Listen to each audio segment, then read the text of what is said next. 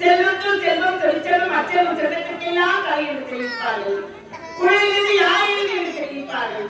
மனைச்சொல் கேட்காத மனைவி சமமாக தெரிவிப்பார்கள். இந்த உலகத்தில் எத்தனை கோடி செல்வங்கள் இருந்தாலும் ஒரு குழந்தை செல்வம் இல்லாவிட்டால் உலக மக்கள் படிப்பார்கள், இடிப்பார்கள், கேவலமாக பேசுவார்கள். எப்படி ஒரு இருப்பதற்காக எனக்கு 2 செல்வங்கள் பெற்றிருக்கிறது. பலராம கிருஷ்ணன் என்று சொல்லக்கூடிய 2 செல்வங்கள் இருந்தாலும் நேரமாகிவிட்டது. பிள்ளையை பார்க்க வேண்டும், பார்க்கலாம். ராகவனே ரமணா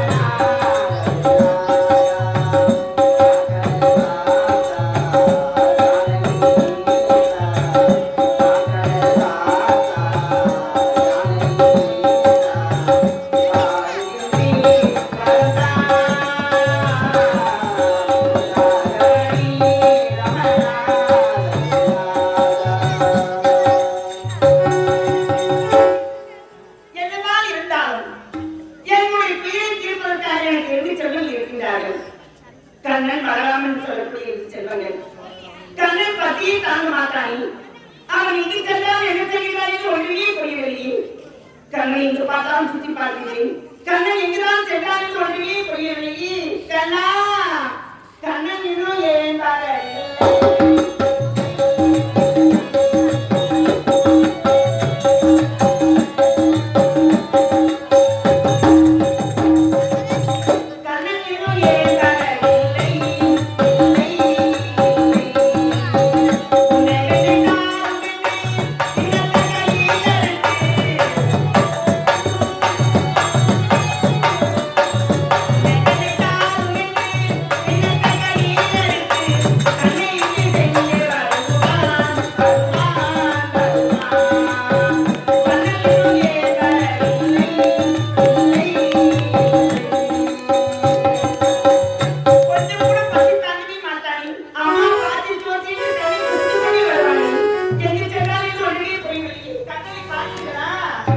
பார்க்கணுமா? ரொம்ப ஆவலா இருக்குதுமா.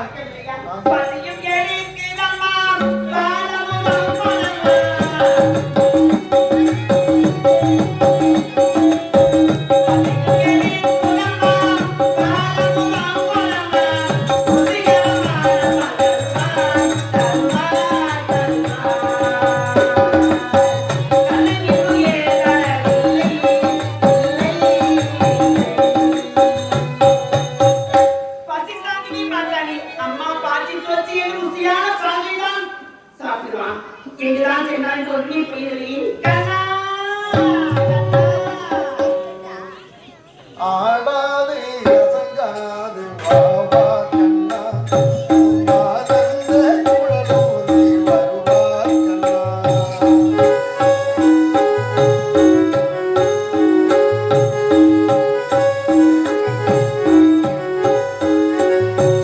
ஆடாதே அசங்காது வாவா கண்ணா, ஆனந்த குழலூதி வருவாய் கண்ணா.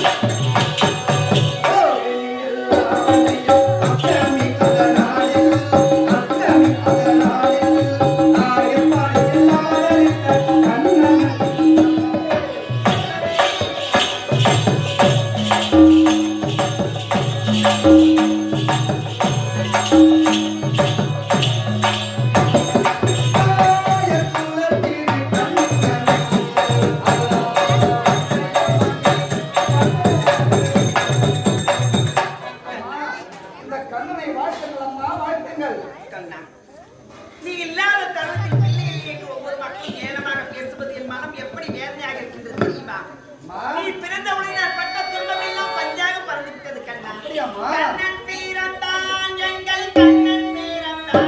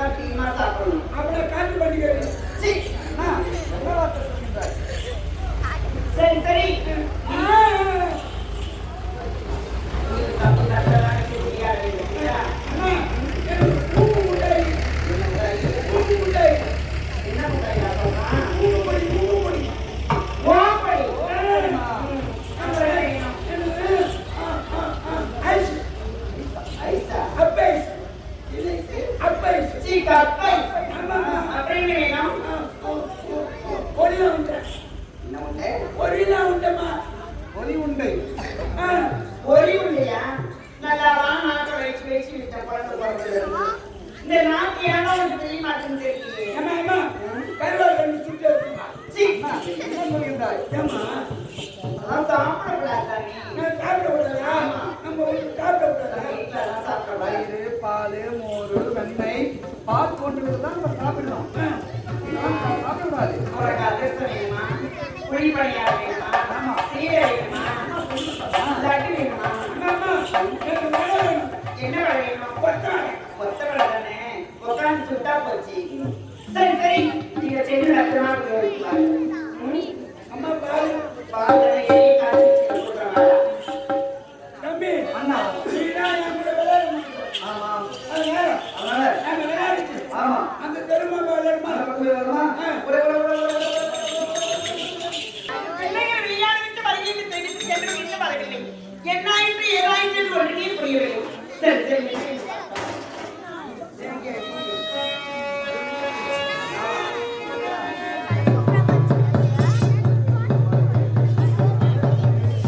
கண்ணை எங்க சென்றான் பார்த்தீர்களா?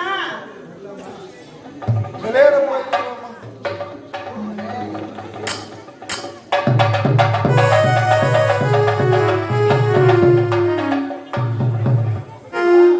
யார் இது? அம்மா, என் பேரு மணிவாளன். உனக்கு நேர்ந்த துன்பங்கள் என்னம்மா? அம்மா, என் குழந்தை இறந்துச்சு. என்ன இது? குழந்தை பிறந்து இருந்து விட்டதா? ஆமாம்மா. அதெல்லாம் நான் என்ன செய்ய வேண்டும்? குழந்தை குட்டிங்கன்னா நான் மாட்டு கட்டிய பால் குடிச்சு போயிடுமா? ஒரே வழியா இருக்குமா? பெண்ணியமா பெண்ணுக்கு கையில் தெரிவிப்பாரு. அம்மா எனக்கு குழந்தை பிறந்து இருந்திருக்கிறது. தனத்தில் பால் கட்டிக் கொண்டிருக்கின்றது. உங்கள் இரவில் வீட்டில் இருந்து செல்வன் இருக்கின்றார்கள். அவர் யாராவது ஒருவரை வரவேற்றார். அந்த பாலை குடித்தார். உன் வழி போய்விடும் என்று என்னை நம்பி வந்திருக்கிறீர்கள். ஆமாம்மா. எப்போது நீ நாடி தேடி என் இல்லத்திற்கு வந்திருக்கிறீர்களோ சொல்லுமா. உங்களை காப்பாற்றுவது என்னுடைய கடமை. தேங்க்யூம்மா. இப்பொழுது என் பிள்ளைகளை அழைக்கிறேன். ஒரு பிரமாக இருக்கிறேன். ராமா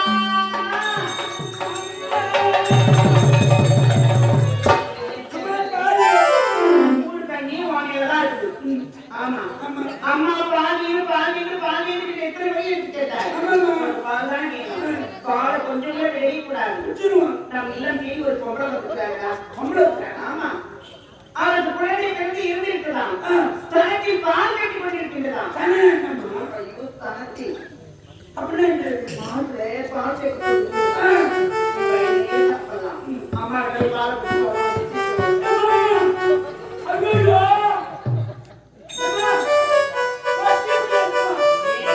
பால் கலந்து நம்ம சோறுல போட்டு குழந்தையா இருக்கல போய்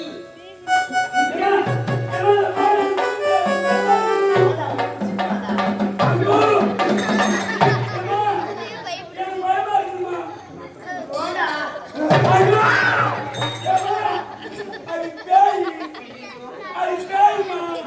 ஏமா வழி தாங்க முடியலையே வழி என்னால் கொடுக்க முடியலையே என்று தெரிவிக்கிறோம். நீ பார்த்த உடனே என் மகன் பயந்து ஓட்டலாம் ஓடி விட்டான் தெரியுமா? அவன் என்ன பார்த்து பயப்படலாம். அவனை பார்த்தா நான் பயந்துக்கிறேன். அவன் ஒரு வீட்டு கூட பிடிக்க மாட்டான். அவங்களுக்கு 50 வீட்டு கொடுக்க போயிருக்கா. அம்மா போய் என்ன இல்லை. சரி சரி நீ கை கால குடிச்சுங்க நான் பால் கறந்து டீ காயில குடிச்சிட்டு வரேன்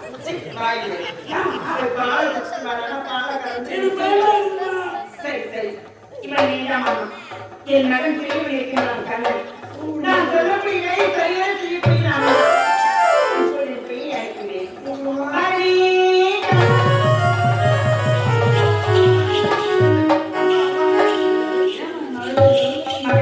அம்மா, நான் இல்லம் தேடி நாய் ஒரு சொன்னாரா அவருக்கு குழந்தை பிறகு இருக்கிறான். தனத்தில் பால் கட்டி கொண்டிருக்கிறதாம்.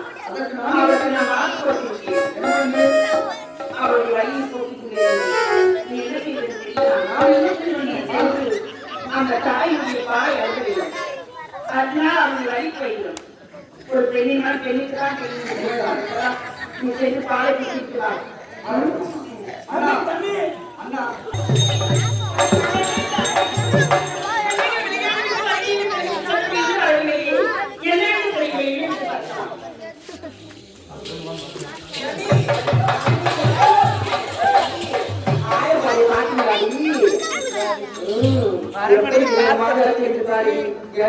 கண்ணுக்கே ஆகாது வாங்கி போய் எப்போ நம்ம பார்க்கலாமா?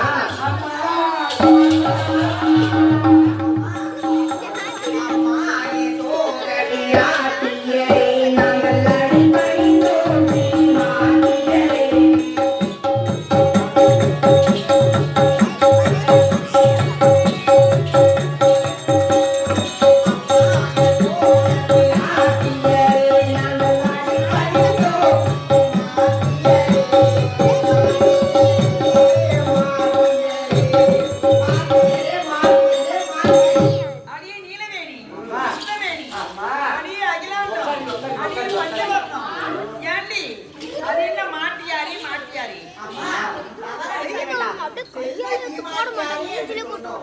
செல்வத்துக்கு எல்லாம் சீமாட்டியாரி ராஜவீதி 12,000 கோபிமார்கள் ஒன்றாக திரண்டு என் இல்லத்தில் வந்திருக்கின்றீர்கள். உங்களுக்கு என்னடி கொடை?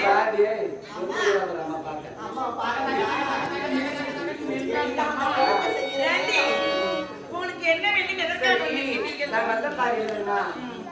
அதாவது இந்த 12 நார்களுக்கு கோவிமார்கள் யாருக்குமே குழந்தை குட்டி இருக்கிறது. நம்முடைய ஆயர் பாடியிலே இந்த கோபிமார்களுக்கு யாருக்கும் குழந்தை என்பது கிடையவே கிடையாது. ஆகையால் அந்த குழந்தை பிறந்த நேரம் உங்களுக்கு செல்வ செழிப்பா இருக்குதுல்லமா, ஒருவேளை அந்த குழந்தையை கொட்டு அந்த கழுத்துல கேட்டா எங்க வயிற்று ஒரு குருவ போட்டு உண்டாகல. கோயிலுக்கு சென்றால் கற்பூரம் வாங்கி செல்ல வேண்டும். குழந்தை இருக்கிறதுக்கு சென்றால் ஏதாவது துன்பங்களை வாங்கி செல்ல வேண்டும். பிள்ளைகளை பார்க்க வேண்டும் என்று வந்திருக்கிறீர்கள். என்ன பொண்ணு வந்தீர்கள்?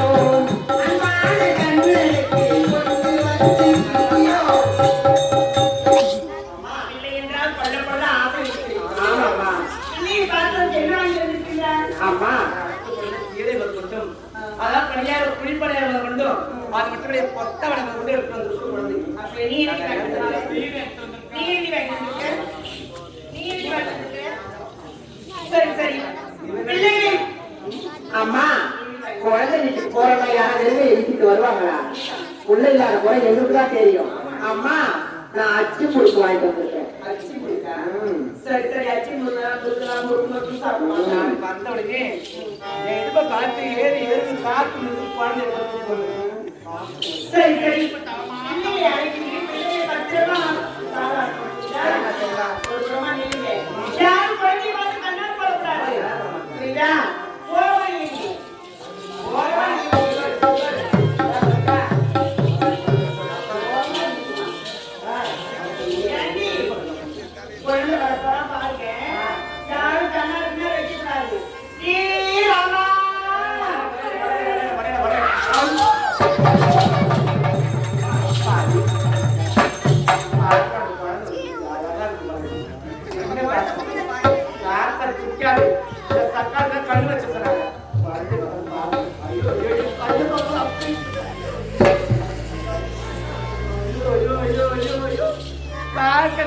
அந்த லட்சத்துல இருக்குது.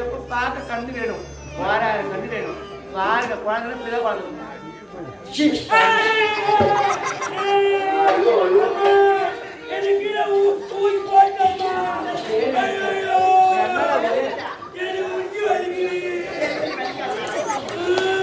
ஒரே கனவா இருக்குன்னு பார்த்தா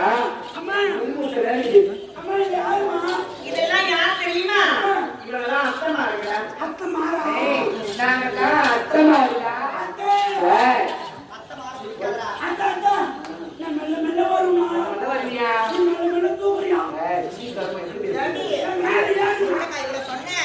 இவனை பார்க்க 16,000 வேணாம், ஒரு 2 கண்ணு மட்டும் போதும். இவனை பாரு.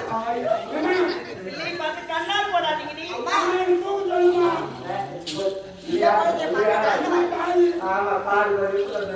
எந்த நேரமும் பால் சாப்பிட்டே தான் இருப்பான்.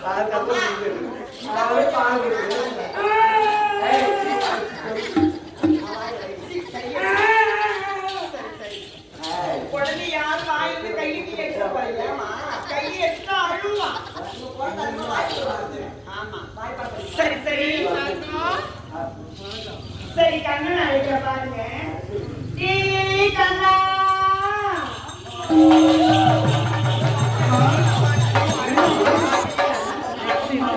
நாம் இல்லத்தில் 12,000 கோடி மாற்றுவதற்கிறார்கள்.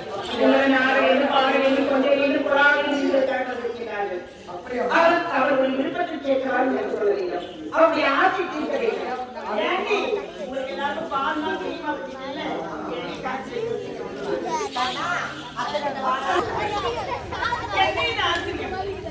பிள்ளைகள் அயர்ந்து வருகின்றார்கள். சரி சரி இன்னொரு தூக்கத்தை கணக்கிடே கூடாது. கண்ணா வரலாமா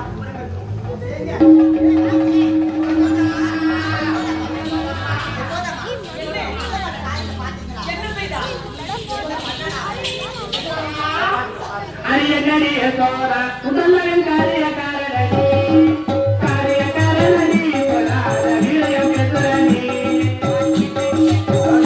முதல்வன் காரியக்காரனடி காரியக்காரனடி பொல்லாத வீரம் பெற்றனி கண்ணடிய சோழ முதல்வன் காரியக்காரனடி காரியக்காரனடி பொல்லாத வீரம் பெற்றனி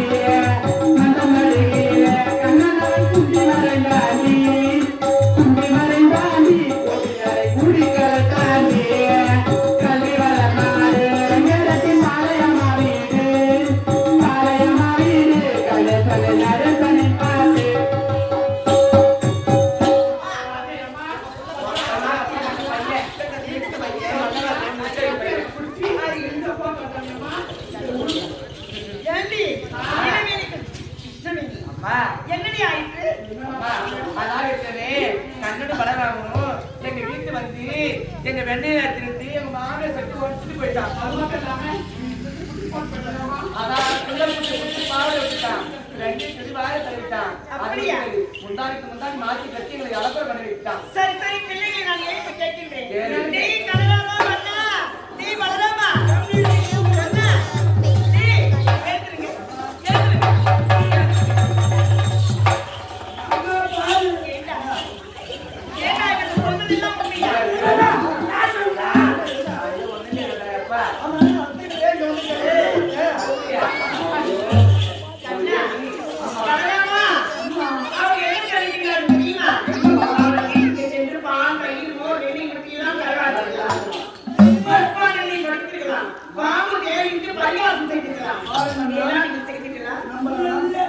செஞ்சிருப்பான்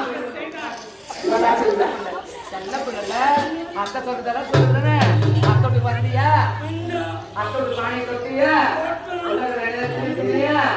பானையை வச்சியா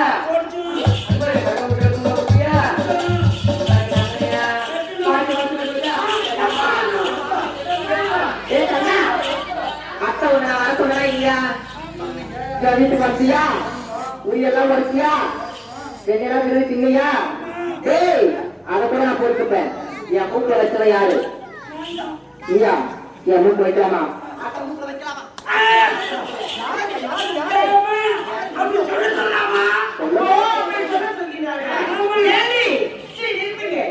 உங்களுக்கு பிள்ளை இல்லாத போறாங்க படித்து வந்துக்கிறீங்க.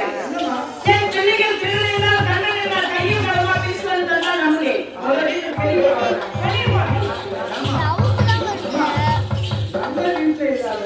பாலா தயிரா மோரா வெண்ணெய் நாம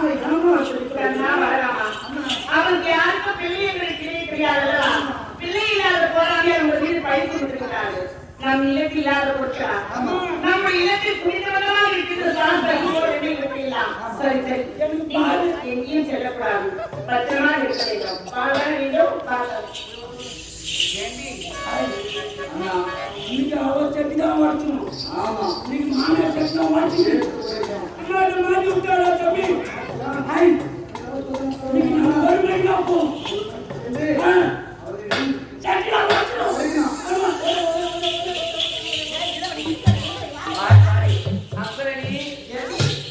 அம்மா அவங்க புள்ள பண்ண காரியம் சொல்லிருக்கு நம்பவே இல்லை. நம்ம என்ன சொல்றோம் குடிச்சு கொடுத்தாலும் எடுத்து வச்சுட்டு உங்களை மாதிரி இருக்கிறோம். நம்ப கூடாது. நீங்க கையை காலம் குடிச்சு ஒரு வேலையா அவனை புடிச்சு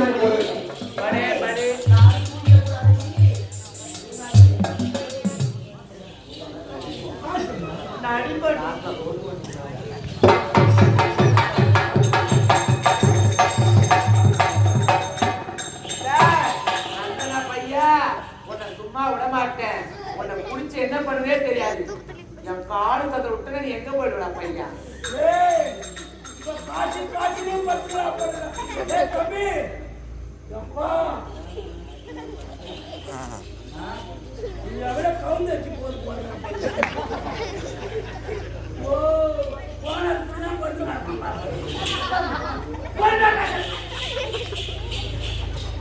ஏய் தம்பி நான் நடுவில் படுத்துக்கலாம்.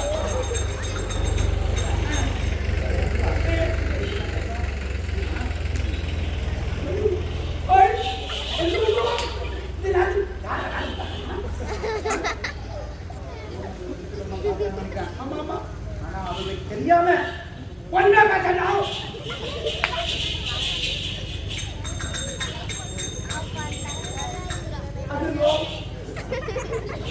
இந்த நேரத்தில்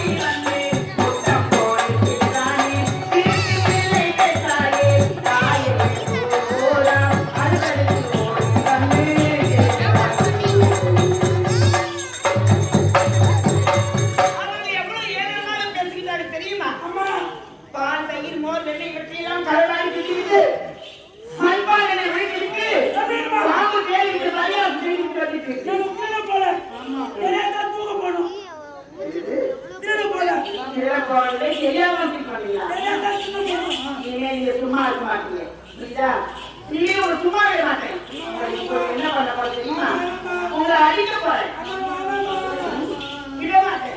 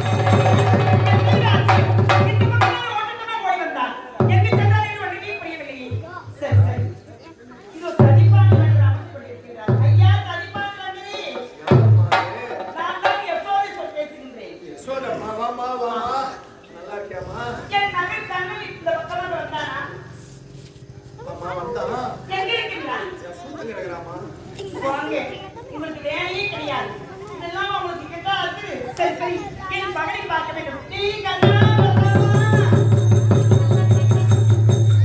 ஐயா, கிருஷ்ணா, சதிவாண்டவன் கண்டே. ஆமா, என்ன கொஞ்சம் வெளியே அனுப்புகிறேன். வெளியா? ஆமா, நான் வெளியே உன்னை விட மாட்டேன். எனக்கு மூச்சு அடிக்குது, எல்லாம் ஒன்றையும் பண்ண முடியல. கண்ணனா இருக்குது ஐயா. அதனால உன்னை வெளியே விடணுமா? ஆமாங்க ஐயா. விட மாட்டேன். ஏன்? நான் பொய் சொல்லாத முடிவன். அப்படி இருந்த போதிலும் ஆமா கிருஷ்ணா, நீ யார், எதற்காக வந்திருக்கிறாய், என்ன செய்ய போகிறாய் என்று இந்த ததிமாண்டர் எனக்கு தெரியும். நான் உன்னை கேட்பேன், அதை குடிக்கிற மாதிரி இருந்தால் உன்னை வேறு சாலை விட்டு வெளியே விடுவேன், இல்லைன்னா இப்படியே உட்காந்துக்குவேன். ததிமாண்டரங்களே, நீங்கள் எதை கேட்டாலும் நான் தருகின்றேன் தருகின்றேன் தருகின்றேன். நீ கபட நாடக சூத்திராவதா இருக்கா? சத்தியம் செய்து கொடுங்க. அப்படியா?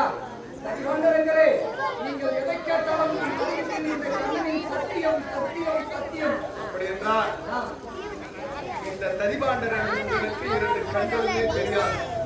இந்த கண் பார்வையை கொடுக்கணும். அது மட்டுமல்ல, என் மகனுக்கு வாய் பேச தெரியாத ஊமை, அவனுக்கு வாய் பேசும் சக்தி கொடுக்கணும். இந்த 2 கொடுத்தா நான் ததிபாண்டரங்களே, நீங்கள் எதை கேட்டார்களோ உங்களுக்கு கண்டனம். உன் பிள்ளைக்கு வாய் பேச முடியுமா? நான் இப்பொழுது அருள்பாலிக்கின்றேன் அருள்பாலிக்கின்றேன்.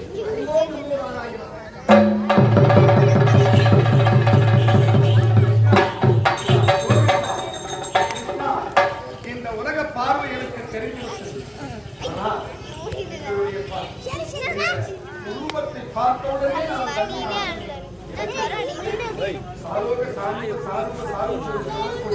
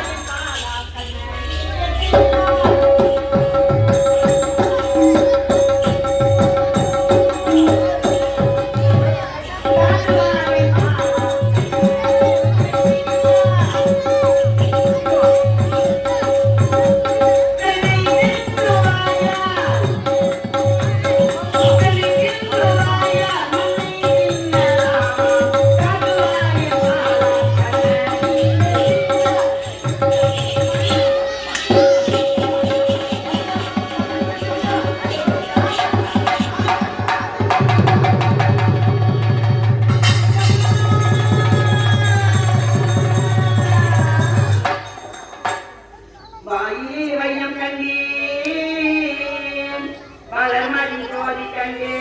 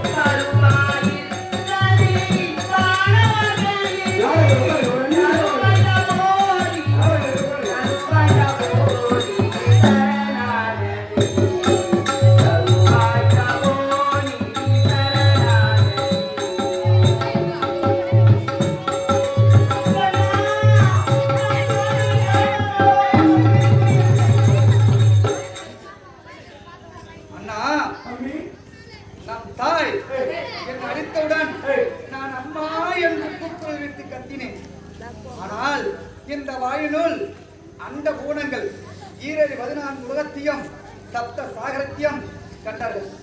நான் வந்திருப்பது யார் என்று தாய்க்கு தெரியாது. நான் யார்?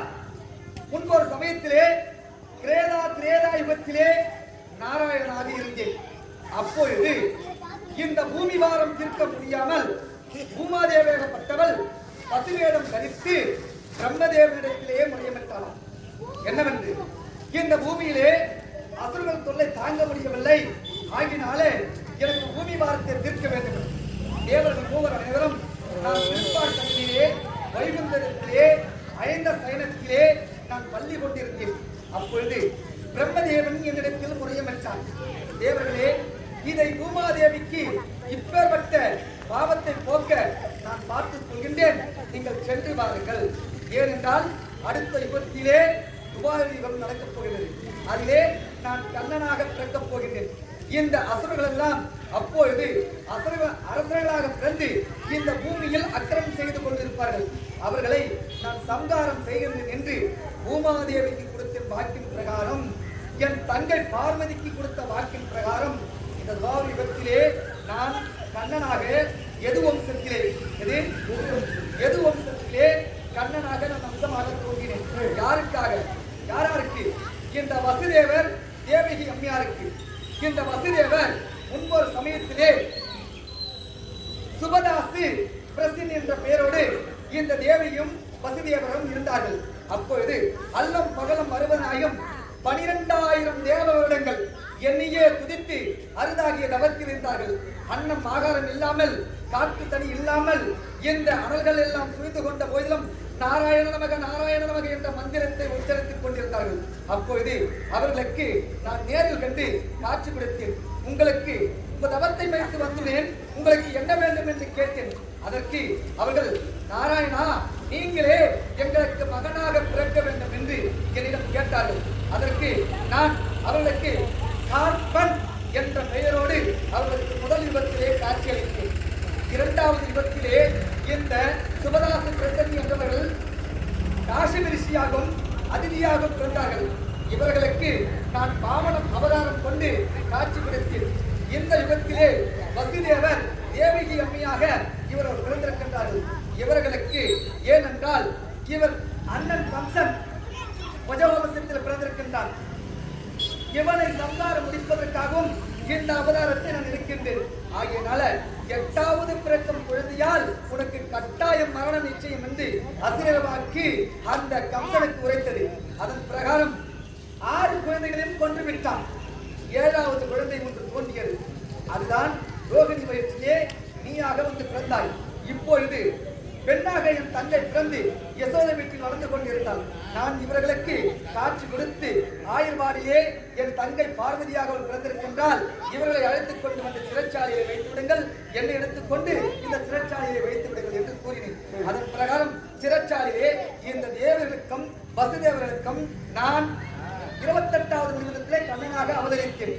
இப்பொழுது தாய் வந்திருப்பது யார் என்று அவரை உணர்ந்து விட்டார்கள். ஆனால் இதையெல்லாம் இவர்கள் வழக்கத்தில் இருக்கும் போதே இதை ஞாபக மரியாதையாக செய்ய போக வேண்டும் என்று இப்பொழுது செய்ய வேண்டும். அறிவோ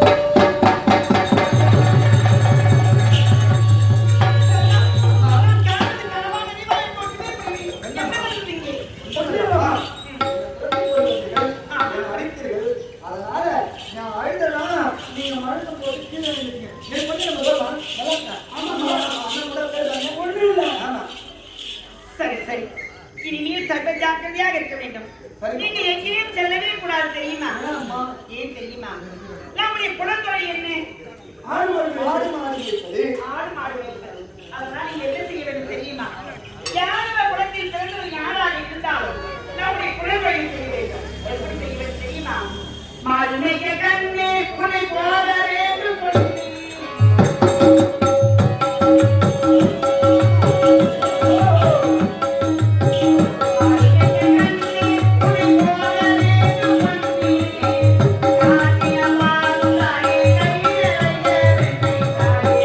மாடு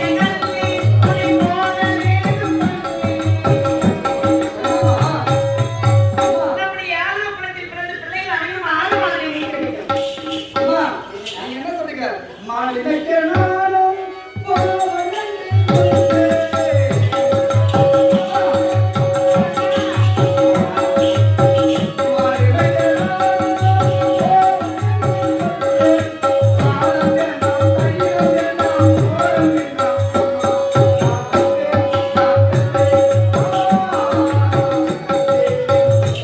மாளிகைக்கு நானும் ஆறு மாளிகை வேந்திற்கு வழியில் இருக்கிறீர்கள்.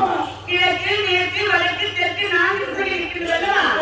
வடக்கு திசை பக்கம் செல்லக்கூடாது. ஏன் தெரியுமா? எவ்வளவு யமுனை நதிக்கரை இருக்கிறது. அங்கு ஏன் செல்லக்கூடாது தெரியுமா? யமுனா நதி கரையில் எப்போதும் கடலையும்.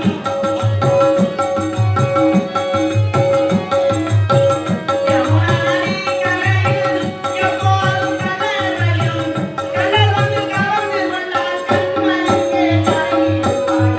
அன்னைய நந்தி உன்னை போல வேண்டும் நந்தி. வடதிசை ஏன் செல்லக்கூடாது தெரியுமா? வடதிசை பக்கம் சென்றால் கண்ணல் இருப்பார்கள். யாராவது உன்னை கவர்ந்து சென்று விட்டால் உன் தந்தைக்கு நான் பதில் சொல்ல இருக்கிறேன் அல்லவா? ஆகையால் வடதிசை மட்டும் செல்லக்கூடாது. அந்த ஜாக்கிரதையாக சென்று ஆண் மாளிகை வைத்து பொழுதோடு இருப்பார்கள். சென்று வாருங்கள். ஆமா